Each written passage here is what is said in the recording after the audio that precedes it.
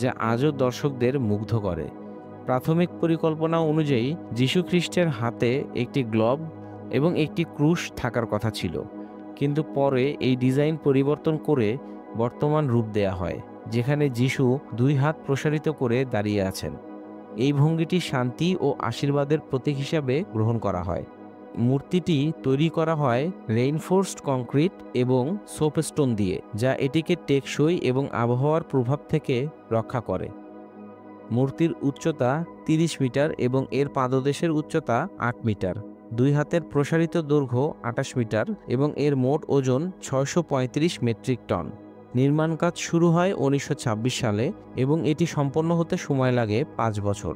এই সময়ে হাজার হাজার শ্রমিক এবং প্রকৌশলী একসঙ্গে কাজ করতেন।